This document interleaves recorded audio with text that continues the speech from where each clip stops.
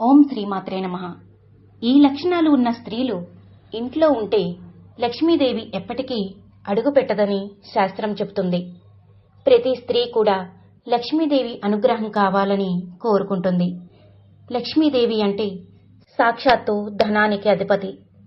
ఎవరికి ఐశ్వర్యం సిద్ధించాలన్నా ఆమె అనుగ్రహంతోనే జరుగుతుందని భక్తుల నమ్మకం. అందుకే అందరూ వివిధ రూపాల్లో ఉన్న లక్ష్మీదేవి పటాలు, బొమ్మలను పూజిస్తారు. లక్ష్మీదేవి సకల సంపదలకు అధిదేవత.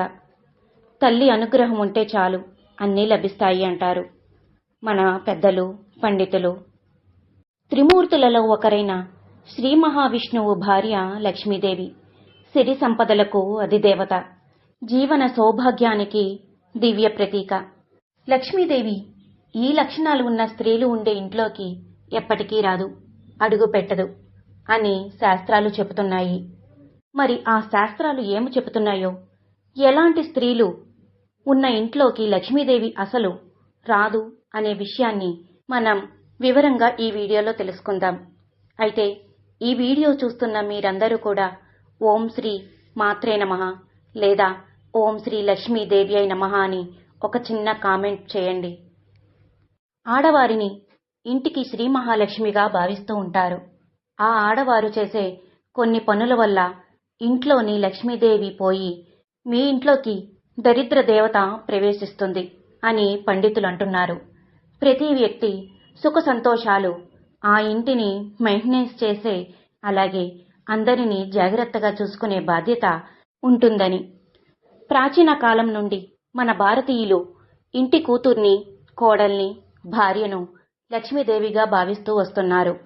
స్త్రీ అనుకుంటే ఒక ఇంటిని స్వర్ణముగాను మార్చగలదు, లేదా నరకంగానూ మార్చగలదు.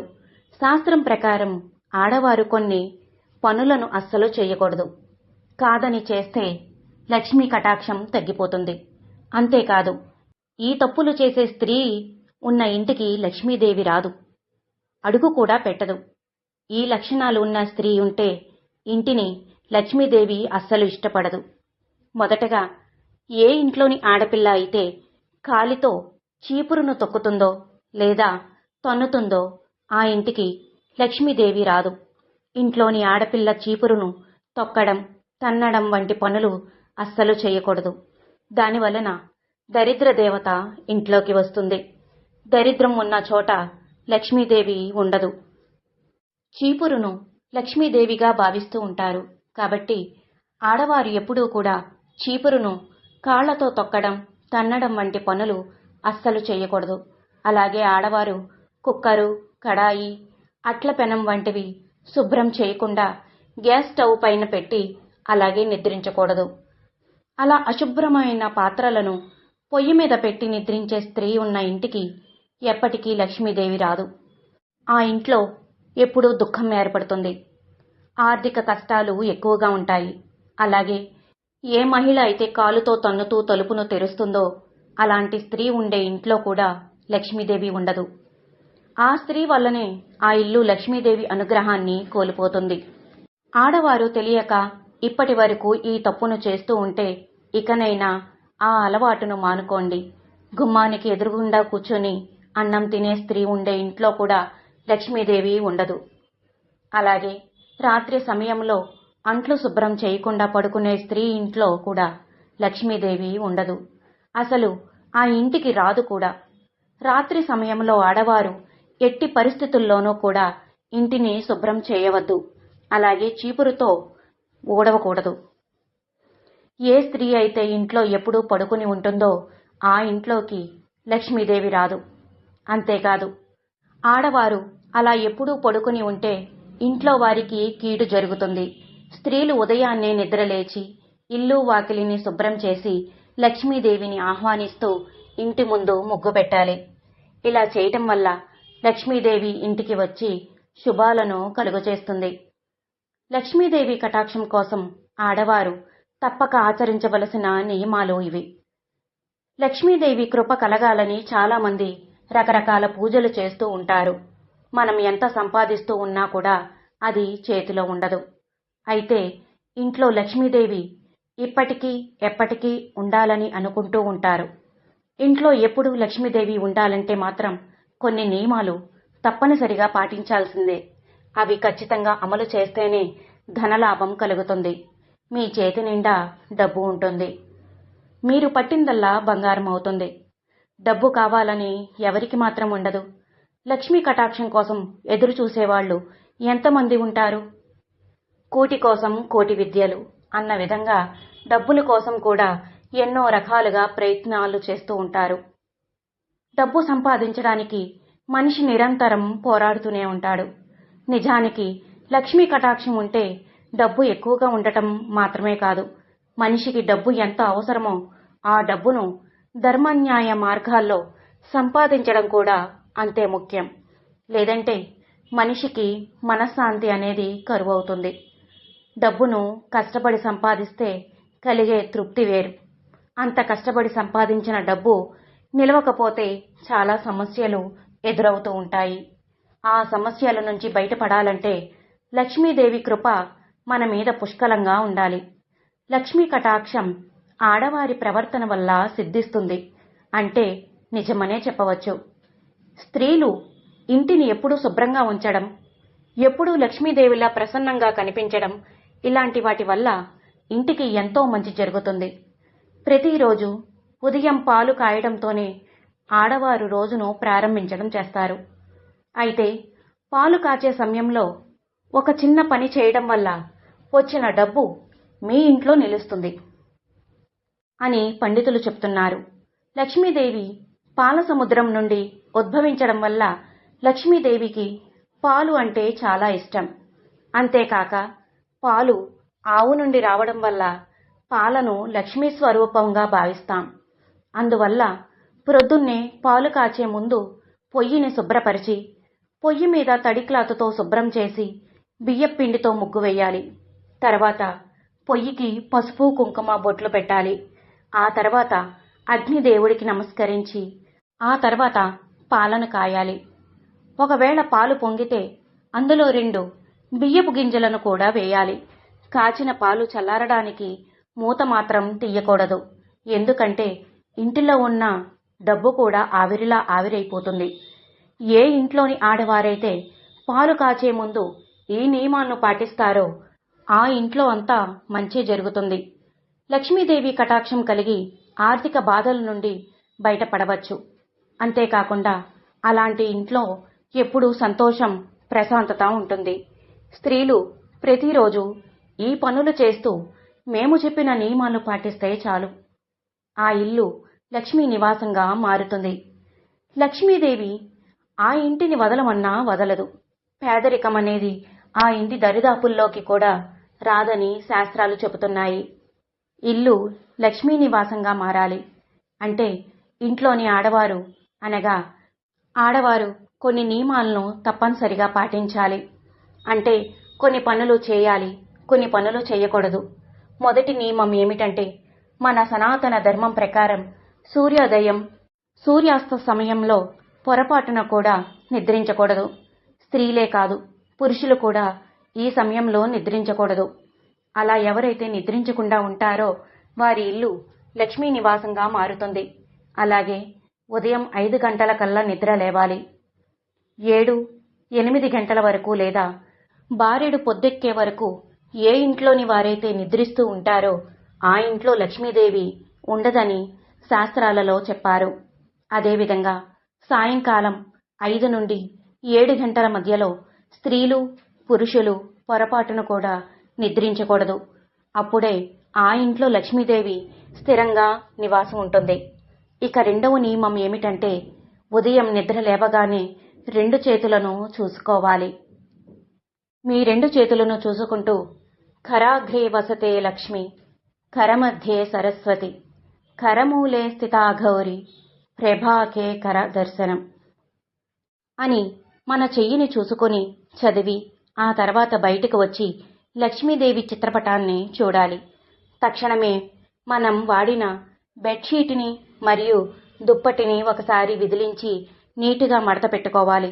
కొంతమంది నిద్ర లేచి అలాగే పక్క బట్టలు మడత పెట్టకుండా వంటగదిలోకి వెళ్ళిపోయి కాఫీ టీ తాగుతూ ఉంటారు. కానీ అలా చేస్తే లక్ష్మీదేవికి అస్సలు నచ్చదు. స్త్రీలైనా గాని పురుషులైనా గాని నిద్ర లేవగానే పక్క బట్టలు తప్పనిసరిగా మడతపెట్టుకోవాలి. మీ ఇల్లు లక్ష్మీ నివాసంగా మారాలంటే పాటించవలసిన రెండవ నియమం ఇది. ఇక మూడవ నియమం ఏమిటంటే, స్త్రీలు ఇంట్లోనే వాకిట్లోనే చెత్త ఊడవకుండా పొయ్యిని వెలిగించకూడదు. ఆడవాళ్లు ముందు ఇంటి గుమ్మాన్ని తుడిచి ఇంటి బయట ముగ్గు పెట్టాలి. ప్రతిరోజు తప్పకుండా ముగ్గు వేసుకోవాలి. ఈ రోజుల్లో చాలామంది పెయింట్ ముగ్గు పెట్టి అలా వదిలేస్తున్నారు. కానీ అలా చేయకూడదు. బియ్యపిండితో చిన్న ముగ్గు అయినా సరే ప్రతిరోజు వేస్తూ ఉండాలి. ముగ్గు అంటే లక్ష్మీదేవికి ఎంతో ఇష్టం. అలాగే సాయంకాలం పొద్దుపోయిన తర్వాత అంటే 5:30 తర్వాత ఇంటిని అస్సలు ఊడవకూడదు. ఎందుకంటే అది లక్ష్మీదేవి వచ్చే సమయం కాబట్టి ఆ సమయంలో చెత్త ఊడవకూడదు. ఆ సమయానికంటే ముందే ఇంటిని క్లీన్ చేసుకోవాలి. అప్పుడే లక్ష్మీదేవి శుభ్రంగా ఉన్న మీ ఇంట్లోకి వస్తుంది. ఇల్లు లక్ష్మీ నివాసంగా మారాలంటే స్త్రీలు ప్రతిరోజు గడపకు పసుపు రాసి కుంకుమ బొట్లు పెట్టుకోవాలి. మన ఋషులు మహర్షులు ఏం చెప్పినా గాని వెనుక సైంటిఫిక్ కారణాలు చాలా ఉంటాయి. పసుపు యాంటీబయాటిక్. గడపకు పసుపు రాసినట్లయితే ఆ ఇంట్లోకి ఎటువంటి బ్యాక్టీరియాలు వైరస్లు రావు. ఇది సైంటిఫిక్గా కూడా రుజువైంది. కాబట్టి ప్రతిరోజు గుమ్మానికి పసుపు రాయండి. ప్రతిరోజు కుదరని వారు కనీసం మంగళవారం శుక్రవారంలో అయినా సరే గుమ్మానికి తప్పనిసరిగా పసుపు రాయండి. అప్పుడు మీ ఇల్లు లక్ష్మీ నివాసంగా మారుతుంది. లక్ష్మీదేవి మీ ఇంట్లో స్థిరంగా ఉండాలంటే వంటింట్లో ఉండే మసిబట్టలను ప్రతినిత్యము మార్చుకోవాలి. అంటే 3 మసిబట్టలు కానీ 2 మసిబట్టలు కానీ పెట్టుకోవాలి. ఒకదాన్ని వాడుకుంటూ మరొక దానిని ఉదయం పూట ఉతికి ఆరబెట్టుకోవాలి. అంతేగాని కంపు కొడుతున్న మురికిగా ఉన్న మసిబట్టలను వాడకూడదు. మసిబట్ట క్లీన్గా లేకపోతే దరిద్ర దేవత మీ ఇంటికి వస్తుంది. అలాగే మీ ఇల్లు లక్ష్మీ నివాసంగా మారాలంటే ఇంట్లో ప్రతినిత్యము ఎవరో ఒకరు దీపారాధన తప్పనిసరిగా చేయాలి. భర్త గాని భార్య గాని ఎవరైనా సరే దీపారాధన చేయవచ్చు. స్త్రీలకు నెలసరి సమయంలో ఉన్నప్పుడు భర్త గాని మీ పిల్లలు గాని దీపారాధన చేయవచ్చు. కొంతమంది దేవుడు ఫోటోలకు పూలు పెట్టి అవి ఎండిపోయినా కూడా తీయకుండా అలానే వదిలేస్తూ ఉంటారు. పూజ గదిలో ఎండిపోయిన పూలు ఉన్నా కంపు కొడుతున్నా బూజులు ఉన్నా లక్ష్మీదేవి అనుగ్రహించదు. దేవతలు ఆ పూజా మందిరాన్ని విడిచి వెళ్ళిపోతారు. సాయంకాలం 5 గంటల నుండి 7 గంటల మధ్యలో స్త్రీలు పురుషులు ఎవరూ అన్నం తినకూడదు. అంతేకాదు ఆ సమయంలో స్త్రీ పురుషుల లైంగిక సంబంధాలు కూడా పెట్టుకోకూడదు. గొడవలు పడకూడదు. కాదని ఈ సమయంలో నిషిద్ధ పనులు చేస్తే మాత్రం లక్ష్మీదేవి ఎప్పటికీ మీ ఇంటికి రాదని గుర్తుంచుకోండి. సాయంత్రం సమయంలో విష్ణు సహస్రనామాలు చదవడం కానీ వినడం కానీ అలవాటు చేసుకోవాలి. సాయంత్రం అంటే ప్రదోష కాలంలో విష్ణు సహస్రనామాలు చదివితే విష్ణు భార్య అయిన లక్ష్మీదేవి చాలా సంతోషిస్తుంది. తన అనుగ్రహాన్ని మీ కుటుంబంపై కురిపిస్తుంది. అలాగే సాయంత్రం పొద్దుపోయిన తర్వాత ఇంట్లోనే మంగళ ద్రవ్యాలను ఎవరికీ అసలు ఇవ్వకూడదు. అంటే పసుపు కుంకుమ పువ్వులు గాజులు లాంటివి ఎవరికీ ఇవ్వకూడదు.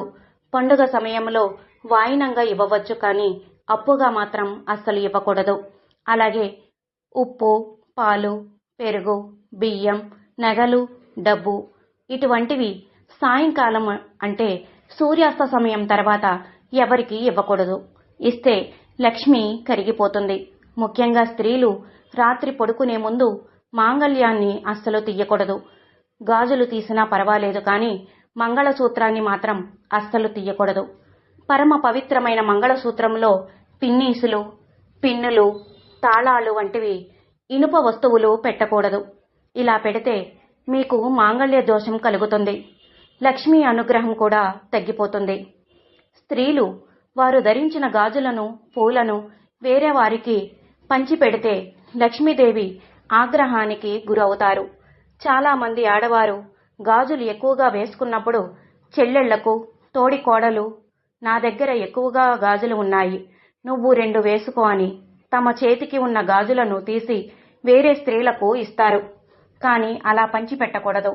మనం తలలో పెట్టుకున్న పూలను కూడా మళ్లీ తీసి వేరే వారికి పంచకూడదు. అలాగే ఒళ్ళు తుడుచుకున్న టవల్ని వాకిలి ముందు ఆరవేయకూడదు. సింహద్వారం ముందు చెప్పులు వదలకూడదు. శుక్రవారం, మంగళవారం రోజుల్లో గోర్లు, జుట్టు కత్తిరించకూడదు. ఆడవాళ్లు ఇంట్లో జుట్టు విరబోసుకుని తిరగకూడదు. ఇంటికి ఎదురుగా కాళ్లు చాపుకుని కూర్చోకూడదు. గుమ్మం మీద తల పెట్టుకుని నిద్రించకూడదు. పడుకునే ముందు మంచం మీద అన్నం తినకూడదు. అంతేకాదు, మంచం మీద బంగారం కాని, డబ్బులు కాని, మంగళ ద్రవ్యాలు కాని అస్సలు పెట్టకూడదు. మీ ఇల్లు లక్ష్మీ నివాసంగా మారాలంటే ఈ నియమాల్ని తప్పనిసరిగా పాటించాలి అని శాస్త్రాల్లో చెప్పి ఉన్నారు. ఈ నియమాలన్నీ మీ అందరికీ తెలిసినవే, అయినా ఒక్కసారి గుర్తు చేసుకుంటున్నామంతే. తెలియని వారు ఎవరైనా ఉంటే ఎప్పుడైనా సరే తెలుసుకొని ఈ నియమాలను పాటిస్తే తప్పకుండా మీ ఇల్లు లక్ష్మీ నివాసంగా మారుతుంది. పేదరికం అనేది రాదు. అలాగే ఇప్పుడు లక్ష్మీదేవి రుక్మిణీదేవితో ఏం చెప్పిందో కూడా విందాం. ఈ రోజు వైకుంఠంలో ఉన్న లక్ష్మీదేవి మందిరానికి రుక్మిణీదేవి వెళ్ళింది. ఇద్దరూ పరస్పరం తారసపడ్డారు. పలు అంశాలపై చర్చించుకున్నప్పుడు రుక్మిణీదేవి లక్ష్మీదేవిని ఒక విషయం అడిగింది. నువ్వు ఎలాంటి మహిళల వద్ద ఉండకుండా ఉండడానికి ఇష్టపడతావు? ఏ స్త్రీ అంటే నీకు నీ ప్రియమైన వారుగా ఉంటారు? నీకు ప్రీతిపాత్రంగా ఉండటానికి ఆడవాళ్లు ఏం చెయ్యాలి అని రుక్మిణీదేవి లక్ష్మీదేవిని అడిగింది. అప్పుడు లక్ష్మీదేవి చిరునవ్వు నవ్వి, నాకు ఎలాంటి స్త్రీలు ఇష్టము అంటే తన స్వామి పట్ల అచ్చం చాలా భక్తి ఉన్న వారిని నేను ఎప్పటికీ వదిలిపెట్టనని చెప్పింది. అంతేకాదు, సమస్త గుణాలు ఉన్న నా భర్తను గౌరవించని స్త్రీలను నేను తిరస్కరిస్తానని చెబుతుంది. అలాంటి వారిని నా దగ్గరకు రానివ్వనని వెల్లడిస్తుంది. అలాగే వేరే వారిని దయతో క్షమించే వారి దగ్గర నేను ఎల్లవేళలా ఉంటానని లక్ష్మీదేవి చెబుతుంది. అలాగే ఎప్పుడూ నిజం చెప్పేవారు, మోసం చేయని వారు అంటే తనకు ఎంతో ఇష్టమని, అలాగే ఇతరులను బాధ పెట్టే వారిని ఏమాత్రం ఇష్టపడనని చెబుతుంది. పవిత్రంగా ఉండి నిర్దిష్టమైన నడవడిక కలిగి దేవతలను, బ్రాహ్మణులను పూర్తి గౌరవాలతో చూస్తే స్త్రీలు పతివ్రతలు అయిన స్త్రీలు అంటే నాకు ఇష్టమని లక్ష్మీదేవి వెల్లడిస్తుంది. అతిథులను గౌరవించే స్త్రీల దగ్గర నేను ఎల్లప్పుడూ ఉంటానని లక్ష్మీదేవి రుక్మిణీదేవితో చెబుతుంది. కాబట్టి మీ ఇల్లు లక్ష్మీ నివాసంగా మారాలంటే స్త్రీలు మేము చెప్పిన నియమాలను తప్పనిసరిగా పాటించి తద్వారా లక్ష్మీదేవి అనుగ్రహాన్ని పొంది అష్టైశ్వర్యాలతో సుఖ సంతోషాలతో హాయిగా జీవించండి. ఈ వీడియో గనక మీకు నచ్చినట్లయితే ప్లీజ్ లైక్ చేసి, షేర్ చేసి, సబ్స్క్రైబ్ చేసుకోండి.